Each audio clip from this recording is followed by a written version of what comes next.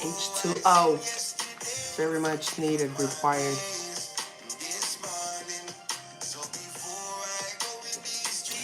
Hey, Riley. What up, Riley? The three Slay sisters. What's up?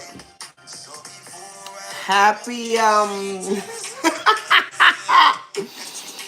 happy Wednesday. Happy hump day, guys. What up? Welcome back to another episode segment of Diosa's Therapy in Session. Yes. Let's have fun in this podcast, guys. What's up? All right. How y'all doing? How's everyone doing? Can y'all hear me fine? Because, I hear myself in here so good. It's amazing. How you guys doing? All right. So, welcome back, guys. Today, we're doing another podcast. And today's subject is rather interesting for me.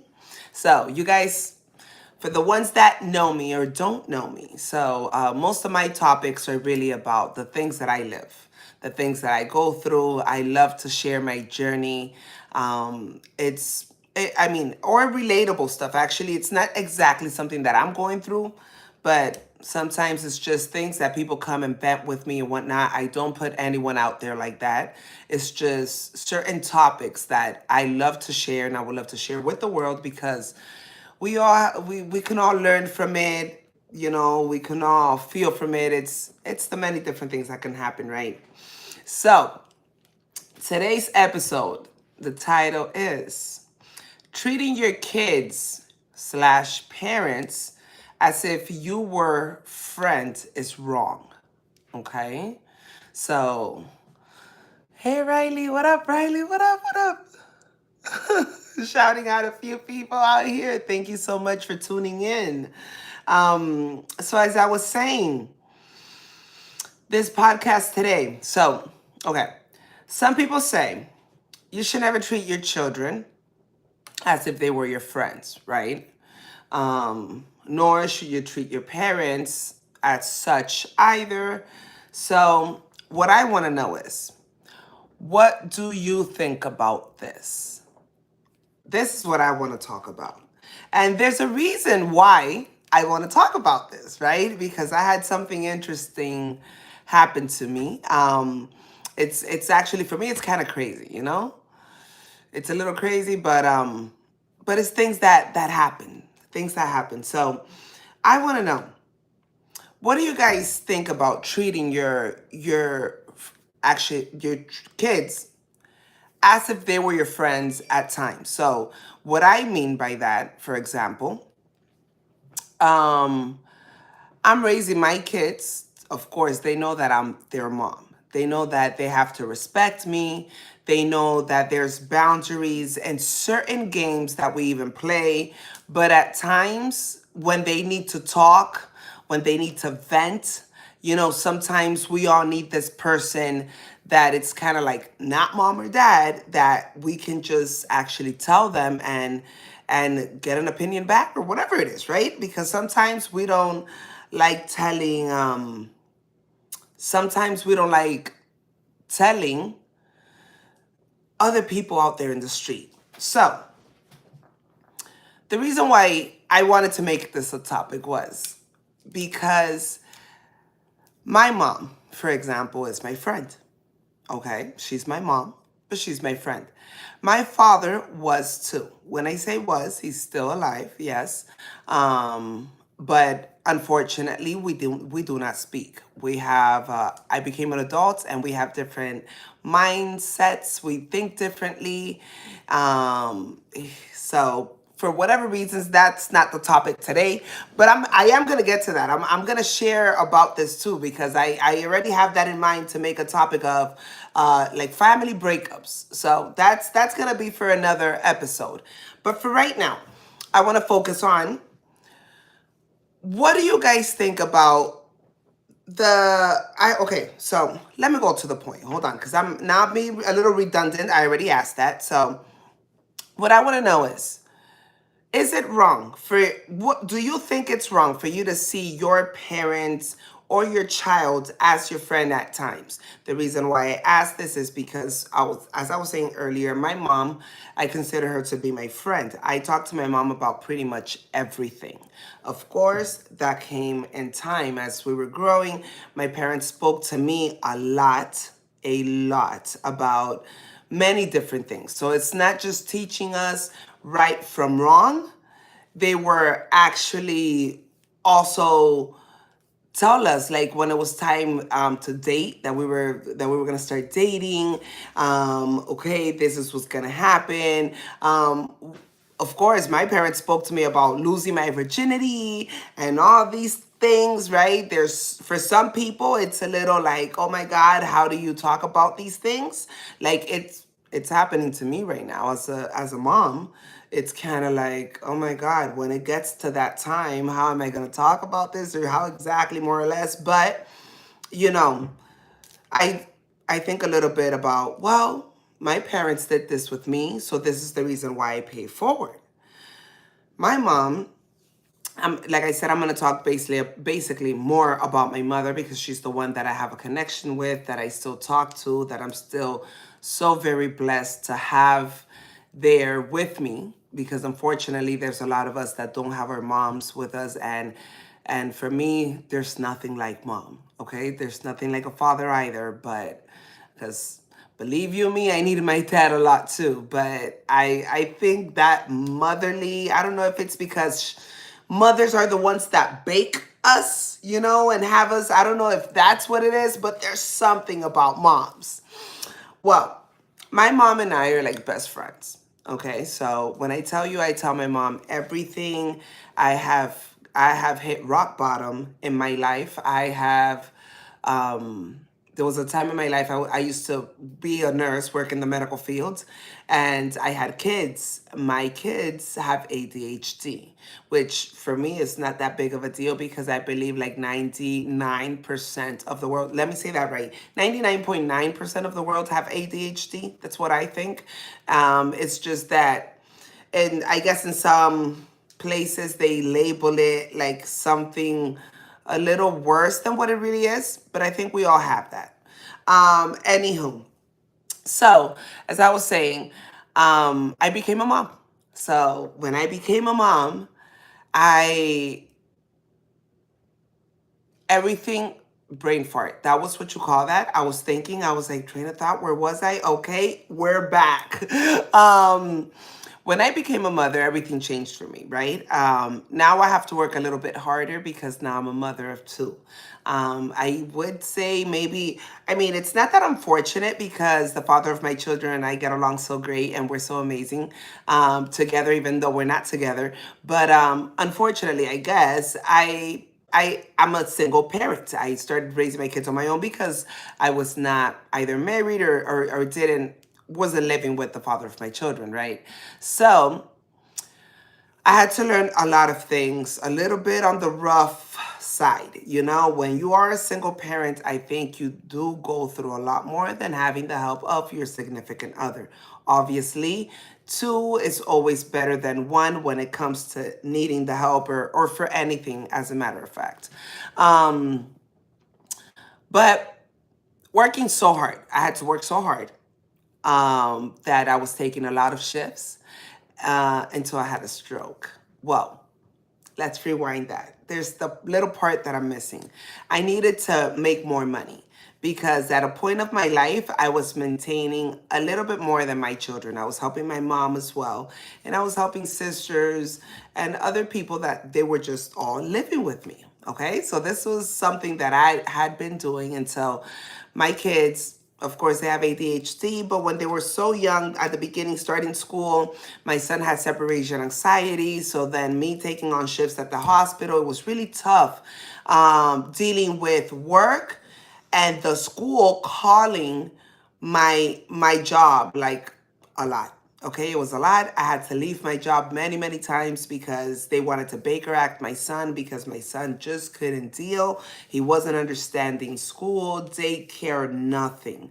So that was a big rough patch for me at the time, and I kept losing my job. They were like, "We're not letting you go because you're doing anything bad. You're great. We love you." And of course, what is there not to love? Imagine me working in a hospital, this personality, and I'm like so positive, so motivating all the time, keeping a smile on people's faces because I'm kind of like a clown in some sense sometimes, right? So you can only imagine they didn't want to let me go. So that's definitely what they didn't want to do. They didn't want to let me go, but um, life is life. That's why I always tell everyone, don't ever think for a second you're not irreplaceable. Like you're definitely irreplaceable. Replaceable. You get it? Like you can be the best in your job, but trust me that you can leave and they'll find a replacement for you. I say it all the time. I'm like, guys, we want to try to live the best that we can. We want to try to do the most that we can with our lives because if you die tomorrow, I mean, what is it? What is it? We want to leave a legacy. We want to do something because if not, you'll just be a pretty memory for a little while, and after that, you'll kind of be forgotten. I mean, it happens. It happens with many, and that's one of the reasons why I say we have to leave something in life that tells us that we were here because you'll be replaced like this. So that happened with me. In my job, I had one job after the other, after the other. They all loved me and all of them, and I had to be replaced and replaced and replaced because I constantly had to leave my job because my kids are more important. I was like, I don't know, I'll find another job, but I need to go see what's happening with him. I'm not gonna let them Baker Act him. He's only 5, 6, 7. As the time started passing by. So I'm telling you all of this story for a reason. Hang on there. What happens after I start going through this with my kids?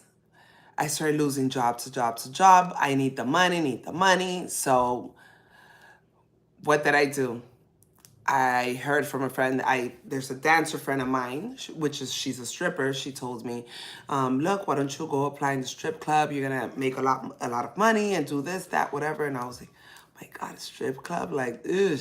She was like, as a waiter, whatever, this and that. And I was like, "Well, duh."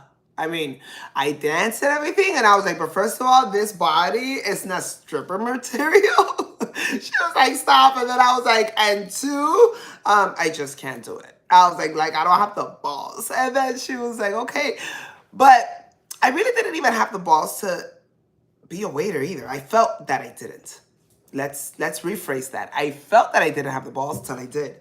And I was like, okay, let me see. I gotta do what I gotta do, and I gotta make money, and I gotta make money faster. And this job thing, my kid, now I gotta take it to therapy. It was a lot. The point is I go to the strip club and I'm like, oh, I applied, they give me the job.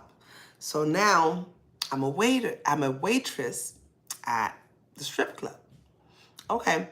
First, second night, I finally figure out what it is to work in a strip club. Like I'm like, oh my God, this is, for me, it was really cool. I was like, this is so cool because you actually see the hard work of so many women. Like I think a lot of us have a perception of, or a certain description. I don't even know how to say it right. Like, I think we have a label with strippers that don't really go for them. Like I think a lot of times when we talk about it, we're like, oh my God, strippers, oh my God, you would do that. And they're so amazing and they're so brave and they're so powerful and so talented and so like it's just something so amazing to to know that the things that they have to go through or they have to do, or wow. I mean, that's a story for another time, because now I started having flashbacks of how much I just value and look up to these strippers, because everything, it's not what it seems. This is the reason why sayings like "don't judge a book by its cover" exist. It's something really amazing. But anywho, okay, so I start working at the strip club as a waitress. But little did I know that all this money that I thought I was gonna start making, it was never like that. No, this is first come, first serve. You see a client, you rush up to him, try to get him table, this and that, and be careful, because if you're the new girl and there's been other girls that work there for a minute, like meaning for a long time, and you're trying to be the fast one, trying to get all the tables or whatever. No, they'll go up to you like that. That's my guy. I'm like, no, and it's a whole thing.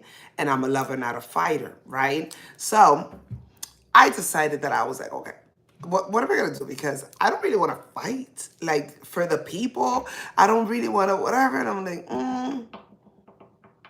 I don't know if you guys have seen La Reina del Sur, Queen of the South. Um, I think that's what I became for that moment.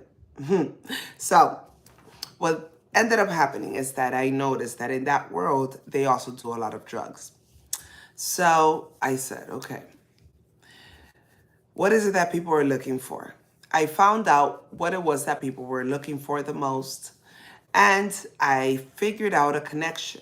Okay, how can I get this and that? And I went and I got a connection. And then I said, okay, so now I'm going to start selling this here. Because people are looking for this, but they don't have it in here. They're going outside of here to actually get this. So I started looking around, I started observing, and I said, okay, so now I'm going to bring this in here and we'll see what happens. I did it. And the first night of me getting the supply, taking it in, and serving it there, I, when I was honestly going home with like maybe $150, $180, okay, that's what I was going home with on a regular night, and that was a good night, by the way. um, After that, it was more like 1,200 a night. That's what I was going home with. So I had a schedule. I was still working daytime. Um, I would start working in the strip club from 8 p.m. till about 4 a.m. It was 4 a.m. because it was 3 by the time we got out. We had to close, clean everything 5 a.m. By the time I got home, my kids had school the next day. So I didn't have time to sleep. I had to just get home, do the breakfast, get them ready. And okay, come on, let's get ready for school. Let's do what we do. But with that being said, I'm tired. I was so tired. And I was going through it. I was just going through it so much that I was like, okay, you know what? I need something that keeps me up too. So, with that being said, the server actually became the user as well, which, yes, that's me. I started doing drugs, okay, and to stay up, and I need to do what I gotta do. And I did it to the point that one time I went home, got home 6, 7 in the morning. I'm ready to take my kids to school, and I fall. And my son is the one that calls 911. I remember at the time he must have been like 6 or 7. Sorry. It could have been. It was 2017. Well, maybe it was back in 2017. Okay, so he was around 6 or 7, and he's the one that calls 911. He calls 911, and I have had a stroke. So at this point, that was when I had the second stroke, which landed me in Coral Gables Rehab Center. I was there for about 8 months. Doctors told me that there was a 75% chance that I was not going to walk again or be the same me again. And my life, I felt like my life was over. So I went from having Everything, and when I say everything, I mean I had a job, I had car, I had a place to live, I had a life. I had I still have a life. But I mean, back in that time, from having all of those things, I went to having nothing to depending on everyone. And I was like, what is this? And as you guys know, I'm a go-getter. Like, I don't stop. I don't doubt myself. I might doubt a lot of people. I might doubt, I don't know, a business that's being presented to me. But if there's one thing that I don't doubt, it's myself. How I've became this strong, I would say I don't know, but I do know. It's because of everything that I've done in life, all the problems and all the obstacles and all the choices that I've made. This is the reason why I'm saying this and I'm sharing this with you guys. No, I am not ashamed to say this. I don't feel bad for myself. I don't feel like, oh my God, how are people going to look at me, or are they going to judge me? I don't care really if anyone judges me, because I think I've done enough judging of myself. Like, to myself, it's what I mean to say. So, like, you guys know, I'm Latin, right? So I'm just making sure everyone knows. Sometimes I try to put words that are not like really there. Like, I just make up words sometimes. Like, it's just a thing. I don't know if you guys like, if I want to say, I remember I say this a lot, like, I want to like ride something. It's ride, but sometimes in Spanish it's montar. So I'd be like, do you want a mont? And it's montar, but it's really ride. You guys, you get it? I be doing things like that. So if you guys hear some of those words and be like, huh? Just translate it into Spanish or something. Anyhow. So, as I was saying, where was I? Are you forgetting again? Okay, so I was in the part of that we, okay, so the point is, train of thought, I need to get it back. I need to get it back. Okay, so we were talking about, I said, oh, the Spanish. Oh, okay. So I went to the Spanish thing really quick because I caught myself that I was like, here we go with the ADHD. This is what we're talking about right here, which my kids have it. And here we go. This is a perfect example how right now lost the whole train of thought. But if you just give me a few, I'll go back to it. This is part of the process. It's what happens. And on top of that, I remembered now because I was talking about what I was going to talk about. So this is something that a lot of people don't know. And one of the reasons why I don't mind for it to happen to me, I don't mind being live and being like, oh my God, I'm losing my train of thought or whatever. It's also because some of these health issues that I have, actually, this is the fun part. It includes these little things. Like, it helps me forget certain things. I have like, I would say like little short-term memory loss. Yeah, fibromyalgia does that too. Then some of the medications that I have to take, it's the same thing. But here we go. This is where I say I don't let nothing stop me. I don't let nothing take me back or off or side. No. If it does happen, I say, hey, give me a second, give me a little, and I'll get right back to it because we got this. So earlier on, I was talking about my health issues and why I'm not afraid or shy or anything of saying these things that I've actually been through, because they're all part of the process. And although the subject here today is talking, like, talking to your parents or your children as if they were your friends, you do have to hear the story, because this is the reason why I want to share this, and I want you guys' opinion about how this happens. So I was saying that all these things that I was going through, I started dealing drugs. I started using drugs, ended up with a stroke, ended up hitting rock bottom. Point is, that happens. At the time that happens, now I'm in the hospital. Now, of course, the person that's with me every single day of my life, who is it? My mom. So my mom spent all those months, all those everything there in the hospital. Yes, she did. And I started feeling like this guilty conscience, like a guilt. It was like a guilt of just looking at my mom, not being able to move properly. And like I was just like, oh my God, like till I couldn't anymore. And I told my mom, this with this happening to me, not only did I have the stroke, I have something called atrial flutter. This atrial flutter is like a little hole that you have. It's not like a hole in the heart, because that's more like a murmur, like a heart murmur. But it's like a little bubble. It's like when you have little gases in your heart, but that can get very complicated, and at some point your heart can even stop and immediately, and you not know. So it's like having a gas, but that doesn't go anywhere. So it's kind of like, I guess that's the easiest way for me to be able to explain it. But that means that my heart needs to be monitored. So I currently still have what you call a loop recorder. So I have a little something in here. You can actually feel it from the outside. And the hospital monitors my heart. So whenever I have any episode, they will know, they will call me. I have a little alarm. It's like, yeah, like I'm like the Walking Dead. It's funny, but I mean, it's not funny, but it's funny. You get it. Let's make the best out of the worst, and look at it in the best way you can, right? So all of this was caused.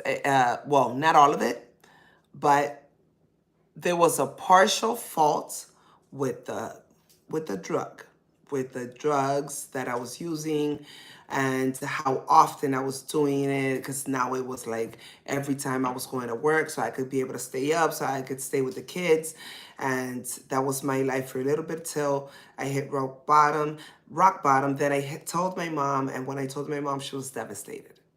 Of course. What mom? What was she gonna be happy? Yeah, she was she was really, really bad. I'm a little dramatic, remember guys that I told you guys. So then I try to tell you guys my story, but then sometimes I start thinking about it and I'm like, oh shoot. And then my eyes get a little watery because I'm like, damn. But it's things that it's good to be told, and it's good for people to listen to, because I know that I'm not the only one that has gone through a story like this. I know that there's many out there, and I know that there's a lot of people that actually don't tell their story. I know that there's a lot of people that actually sometimes they say, you know what I did, and I'm never going to tell my parents. I'm never going to tell them. And they're possibly thinking something else or the worst, when you can maybe just tell them, and just, well, the point is, the reason why I was getting to, I wanted to tell you guys this whole story is because even though my parents were pretty much always like that with us, my parents were pretty much, or at least with me, my parents, I would say they were pretty open. They were an open book, like we say, right? And maybe, well, not maybe, I'm sure, especially my mom, maybe she didn't tell certain things as when we were younger, to keep us away from all that harm, or to keep us from trying to like do crazy things that we wouldn't, whatever. But at the same time, the reason why they would speak to us so much was also to prevent the same thing. So my parents, I believe in this case, they kind of thought how I think today.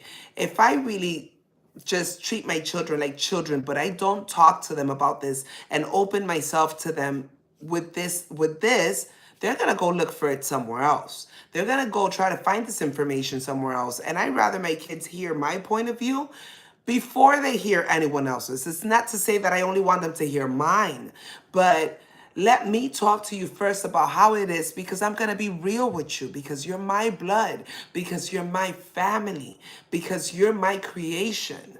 You see what I'm saying? So now we're going to get to the more juicier part, okay? I wanted to tell you guys this story about me first, because I felt like there's a point. It goes with it. So my life wouldn't have gotten any better if my relationship with my mother wasn't the way that it was.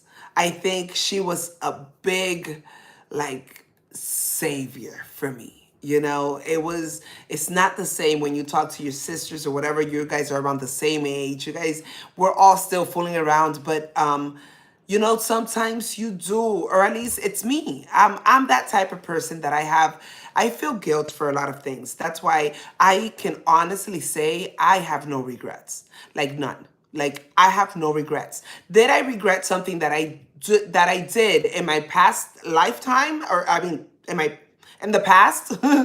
Yes.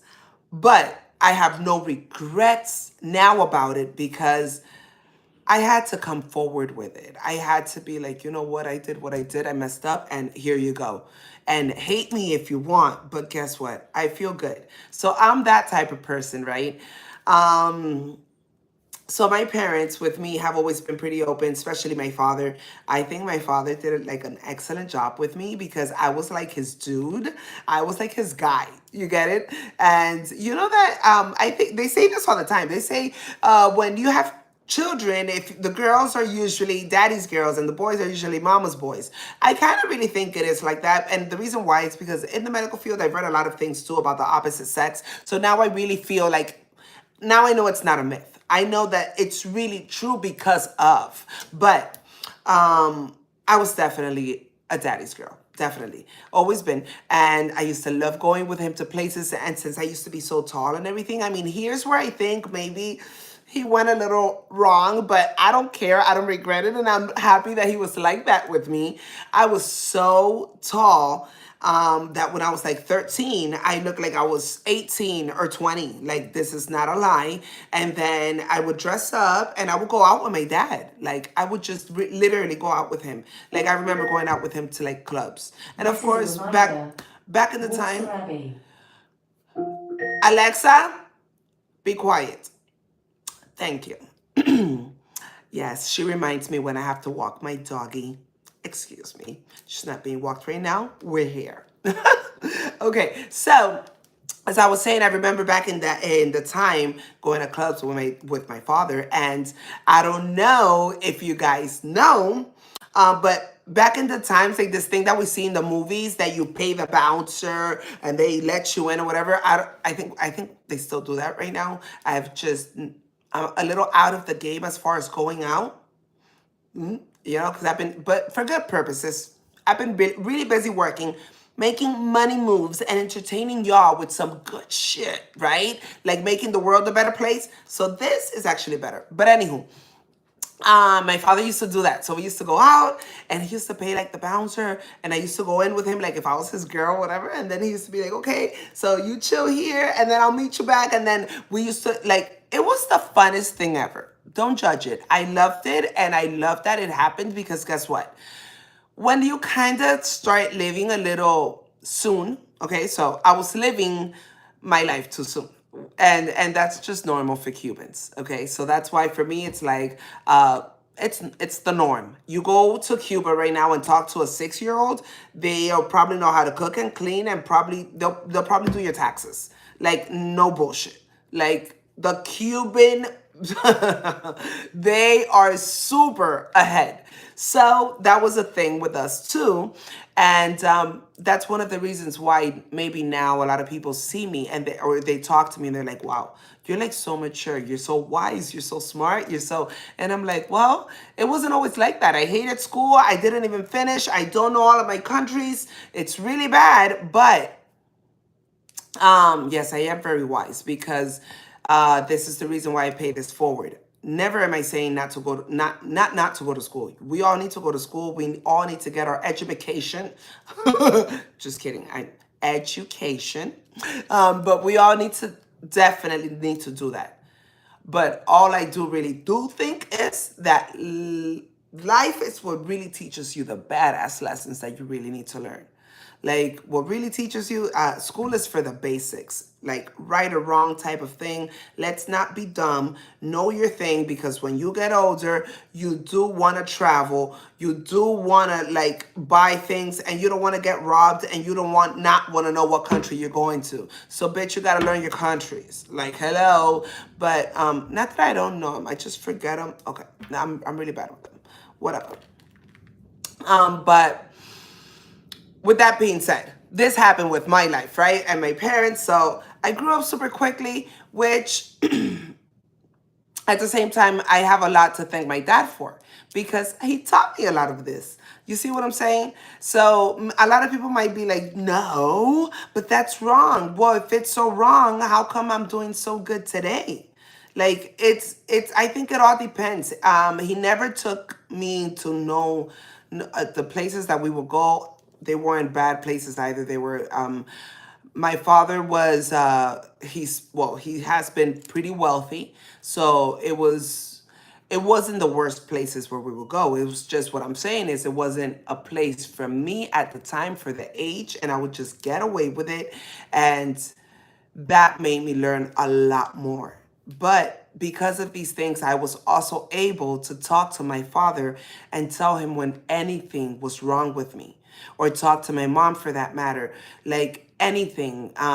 With losing my virginity, how many of us like really, really, really tell our parents when we're about to lose it, like, okay, I'm ready and I'm gonna whatever. I haven't seen it much in the years that I have lived.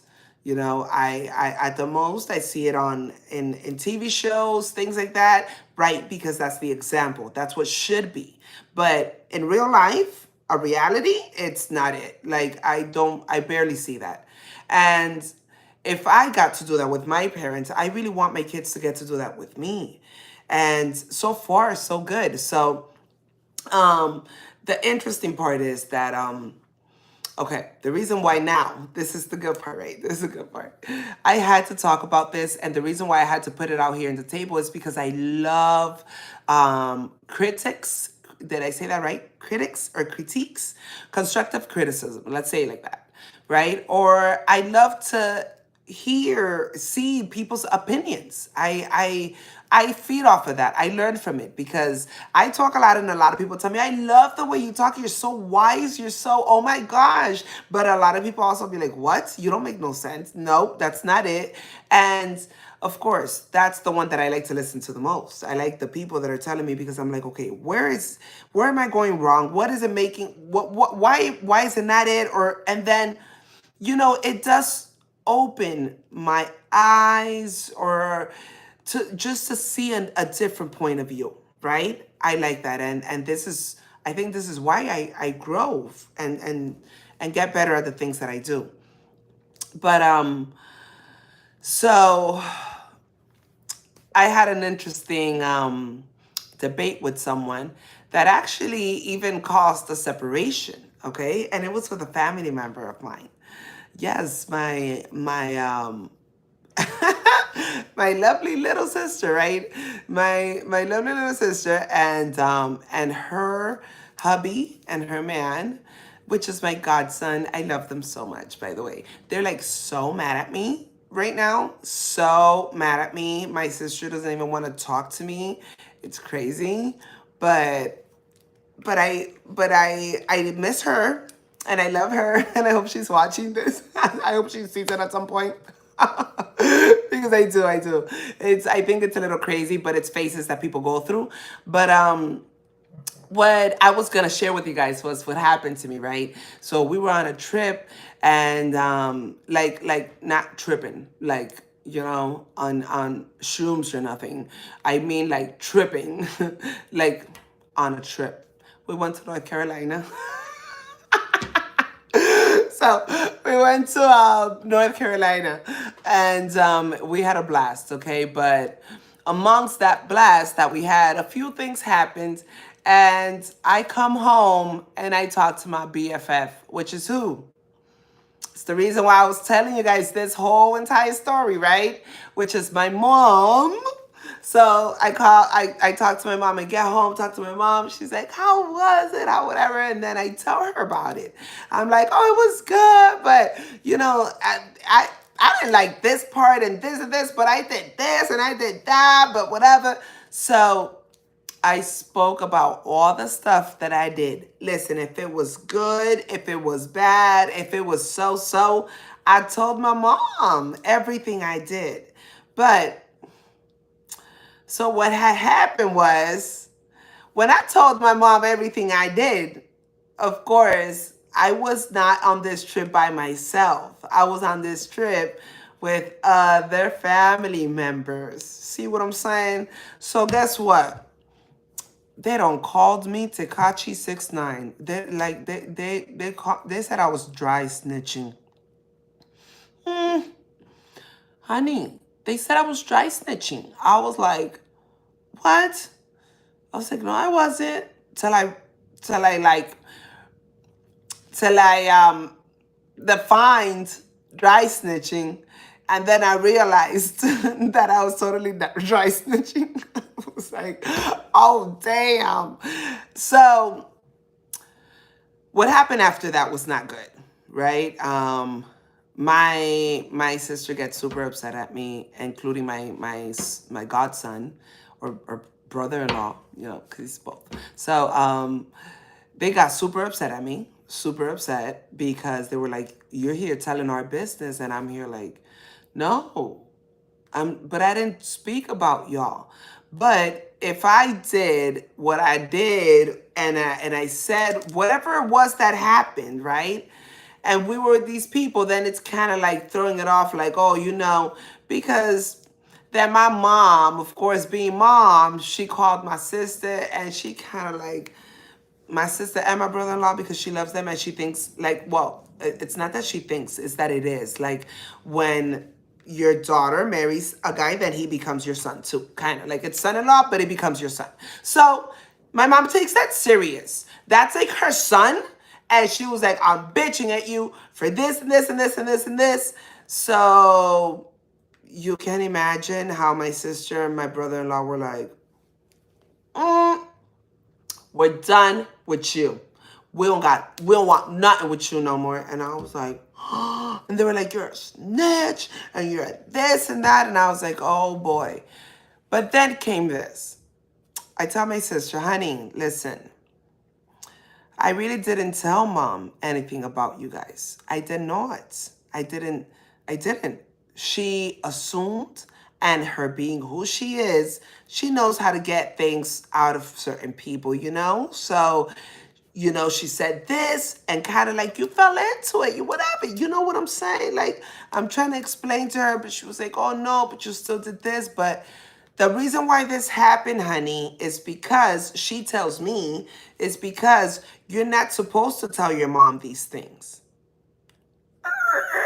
That's when I was like, what? She was like, yes. You're not supposed to tell your mom these things. Like, there's certain things that you tell your parents, and there's certain things that, out of respect, you don't tell them.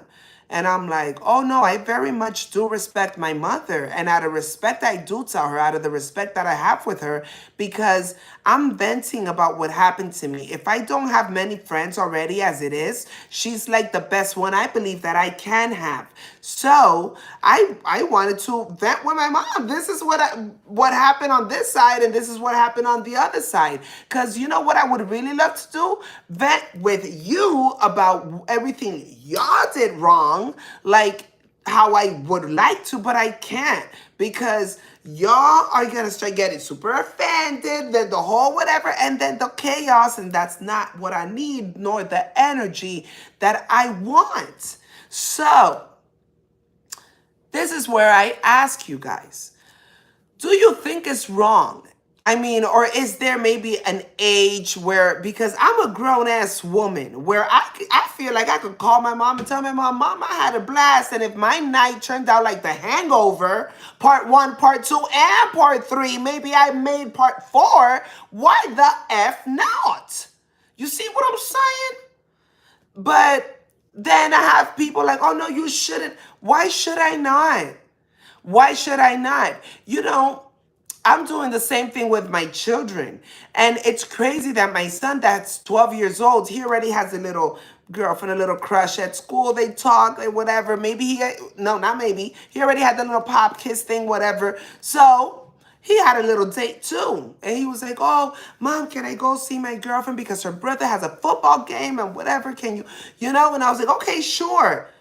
Let me tell you this. That boy didn't want his dad to take him. He didn't want the aunt to take him or the cousins or his friends. That boy wanted his mom to take him. He only felt good, sure, and secure if I was there with him.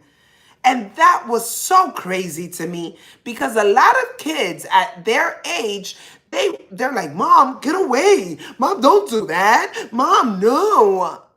I mean, I'm not gonna say I wasn't doing the whole little. I was hiding behind the scenes and I was filming and everything. I did what I did, but I hid. I didn't embarrass him. I didn't whatever because I'm that modern mom, right? But the point is, in that moment, I wasn't really his mom. I was his friend that he just needed for support. And I love that shit because who better than me to be able to do that for the kid I created? Huh? Don't you think? So I don't know. This is what I want to know. This is the reason why I'm going live on this because I'm here like, no, I just started this when this starts getting juicier and when I start getting control on the right times that I'm going to start opening my podcast because right about now I'm going live at the time that I have the spot to do because like I told y'all, I go through a trance.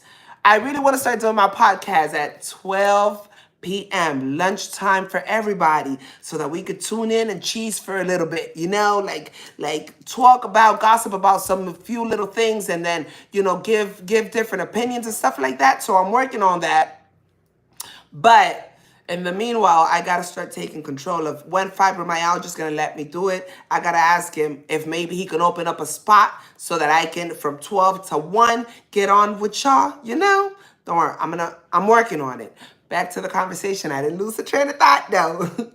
I was saying that my son sees me that way, my daughter as well for certain things. I open up myself to them so that they can feel like they can do certain things around me. So, for example, look, my other daughter, that she's really my niece, but it's like my daughter because I'm raising her. She gets shy with like her real mom, like to do certain things or to whatever. But with me, she's very open. Like she's very open and she sees like, oh no, you motivate me to. It's not just a motivation because no, we all motivate her, but it's like she feels motivated to be able to like talk to me about something. This is why I'm saying that in reality, it's really all about the relationship you create and how you create it with your kids and your parents. You get it? Because it goes the opposite. For example, let's remember my mom and my dad treated us like this since we were little, and now I'm older, now I'm an adult, and now I'm here giving my mom advice.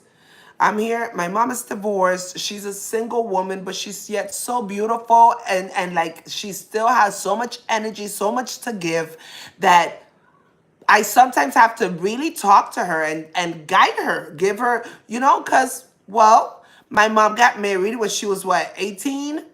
And she stayed with the same man for about 48 years. So now it's when she got divorced, and which means my mom she, like I tell her all the time, Mom, you didn't have that much fun.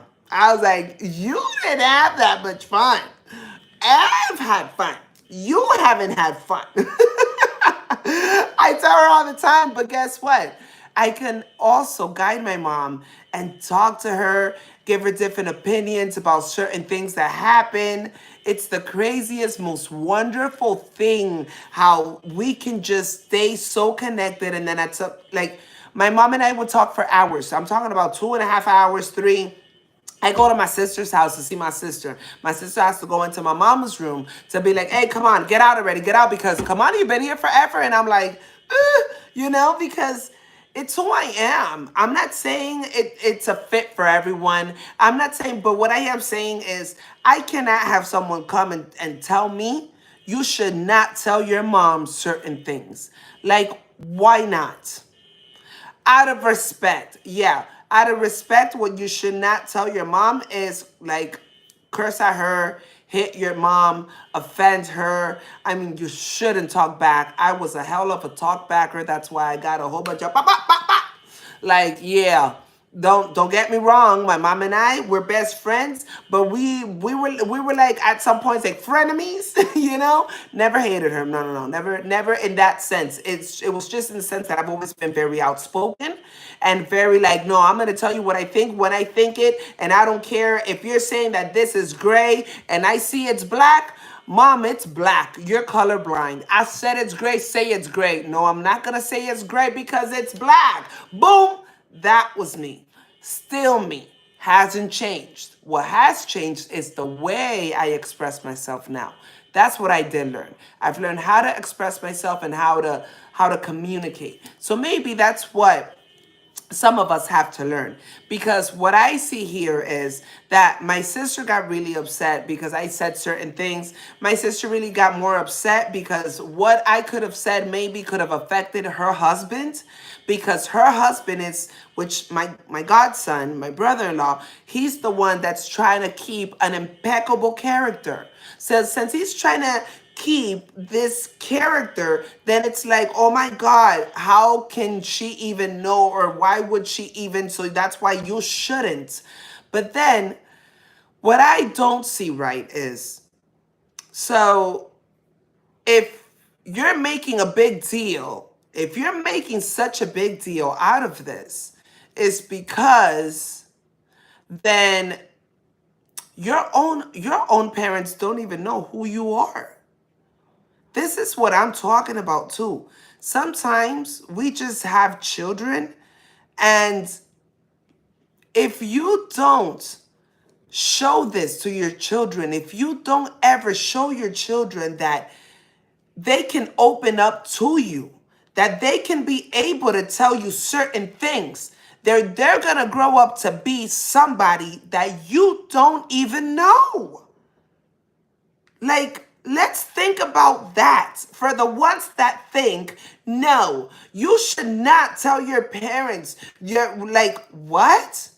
You shouldn't offend your parents. Don't disrespect your parents. Don't abuse your parents. And vice versa. That goes vice versa. Your parents cannot abuse you, disrespect you. And honestly speaking, I know that a little blap, blap, blap every now and then, it's whatever. But realistically, in a real world, yeah, it's not even right to be hit. Like in another real world, I guess, because in this world, it is what it is. Some people do it, some people don't. Some people get la chancleta, some people get the belt. It is what it is. And to each his own. As long as it's not an abuse, there's certain things that do work. But what I believe does also work is for you to try to open up to your children. Raise your children to the point that your children will not be afraid of telling you something. Raise your children to the point that your children, despite the fact that they might be over 30 or 40, will not get so offended about someone knowing something about them, because my mom doesn't even know. So how could you? You're gonna, oh my God, if she finds out. She should find out. Because you are so much fucking fun. The real you is funner than anyone they've ever met. But you're trying to hide this person to the world and to who the hell else? But then the people around you that then, oh, no, man. I think this thing that we're doing about, no, don't, you can't treat your parents like, I'm not saying that you have to do that 24/7. I'm not saying that you have to do it all the time. This is definitely not it. Okay? But there's times that I come and I talk to my son and I tell him, Papi, look, I want to tell you something. Hold on. Right now, I'm not your mom. I need you to relax right now and just let it out. Vent. I'm going to hear you. And if I have an opinion for you, I'm going to give it to you. And as your friend, not as your mom. Because why not? Why not? Why wait for your kid to go to someone else, to do someone else, to then a whole 20 decades of years have passed, and now your son is someone that in front of this person, I can't be like this. In front of this one, I can't be like this. Oh no, they can't know this about me. What? No. No. I don't agree with it. I truly don't agree with it. I truly feel that when we do things like that, like, oh, now what is she gonna think of me? I really think you're living off of acceptance of other people. You're a fake, and this is not what you call fake it till you make it. This is another subject, by the way. Like the a complete other episode, we're gonna talk about fake it till you make it. I might make it the next one because we need to talk about how are people truly understanding this phrase. Like how are you interpreting the phrase "fake it till you make it"? It's not, no. There's a saying that we say in Spanish, la hipocresía es parte de la educación. So being hypocritical is part of uh is part of having education. I guess that's how you would say it, which in a way it's not completely off. But you can't just be hypocritical 24/7. There's people walking around life like that. I know a few. Like they're just walking around life like this is, oh, let me, and in reality the real you is so much funner and so much better than this person you're impersonating. Wake up, brother. It's the reality. But guys, I need you guys to tell me. I want your feedback. I mean, put it in the comments, leave it there. I want to keep connecting with you guys. I want to keep talking about my experiences, the things that happen to me. I'm dying for feedback. I'm dying for you guys to connect with me more so that we can start chatting even more. But all in its time. It's a work in progress. And I love coming on here, talking to you guys, expressing myself. I love it that I'm, that I have so many brain farts, Sorry, but I love it that you guys are patient with me and stick around. Like I always say, I'm gonna leave you guys with this. Never give up on your dreams. It's funny because it's the same thing of every day, right? I'm going to say it every day because every day you might need to hear it because I don't know, maybe other people are getting tired of telling you. Well, I'm not that person. I'm not that person. Come out of your shell. See, I'll leave you with this one. Come out of the shell. Connect with your family. Connect with your mom or your dad. Try to tell them. Try to tell them the things that you're going through. Try to, I understand that if you are already a person of age where your parents have never treated you like that or given you that open spot for you to actually do it, even though you still can, you're still in time to sit down and look at your mom or your dad and tell them, can I be honest with you? Can I tell you things that I've never told you before?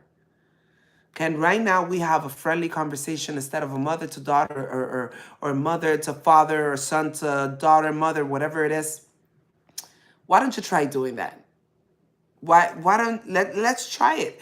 Now, if you see that they're the type of people that it's gonna really like do something to your energy, if it's gonna create something negative to your energy, leave it alone and try to pay it forward instead. If you have children or the day that you do, try to pay it forward. Try to not only be the parents, the great parent that I know you can be to your children, but at times try speaking to them. Try connecting with them as humans and not as a parent. Because believe it or not, when you're all the time there, like, oh, I'm your parent, oh, I'm not your friend. Oh, don't talk to me like I'm your friend. I'm not your friend. I'm not your friend. No, I understand kids can get confused because I have a lot of people tell me this. Oh no, if you start treating them like that, then they get confused and then whatever. Yes, it's happened to me. My son and I have been talking, he's been like, bruh. And I've been like, don't wait, bruh. And he's like, oh, sorry, mom. And I'm like, don't get it twisted. But then they get it, It's all a matter of being there and doing it. Hear me out and give it a chance. Don't just think the worst of it because you'll end up seeing, thinking, and hearing this connection. It's a better connection. It's a whole thing, guys. It's a whole thing.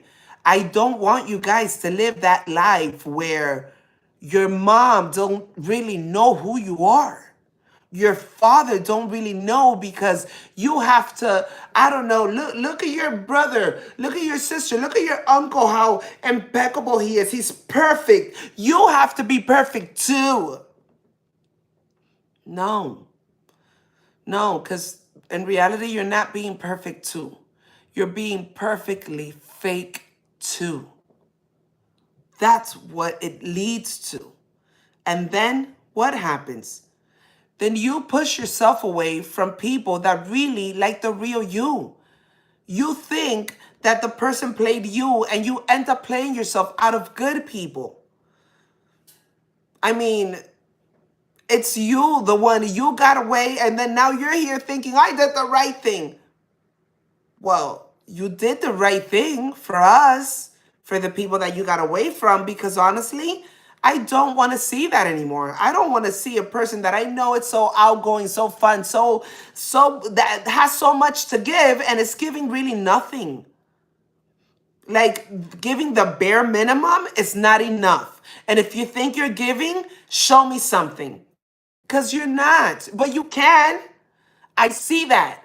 And I'm talking about anyone in general. I'm not just talking about one person. Don't come and look at me like, oh, you don't know me. No, I know humans, and I'm talking about humans in general.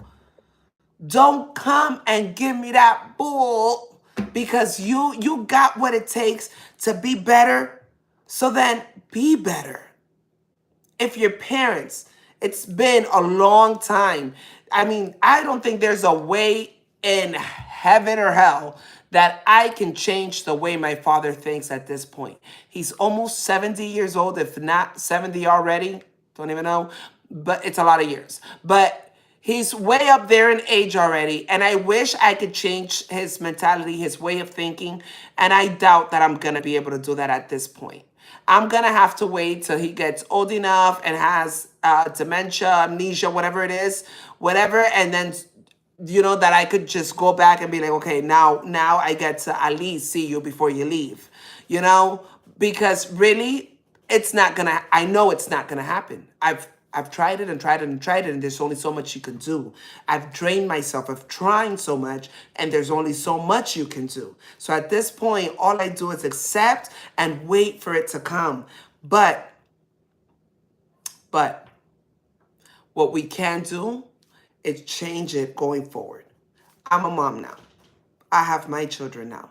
So let me do that. You see, my dad has a weird way of thinking. I was just talking about that. With my father, that didn't happen. But I'm talking about the people that have those parents that it's like, I wish I could try what you're telling me, but at this point, I won't be able to like reach, But then at some point, then you make the difference. Whether if you're young right now, maybe you don't have kids. But just think about it because in the future, you are going to have kids. And trust me what I'm telling you. I'm only paying it forward. That's all I'm doing here. Paying it forward and telling you guys, if it's working for me, I like to pay it forward. It might not be the same for everyone, but it all depends. It has everything has its tactics. Did you get that? I hope you did. So, of course, I'm ending it with my intro song. You guys know how it is. It's another morning. It is what it is. My brother Newborn representing the cause. But I gotta hit you guys up with his new stuff. He has some good stuff coming out. Anyhow, you know what? I need to do that in there. I'm gonna leave his info in the description. Description. Did y'all hear that description? Don't worry. I told you my English or Spanish is not very good looking. Sometimes I don't speak nothing. Not good English or good Spanish. But it's okay. I'm cool with it. I'm gonna leave the info in the description.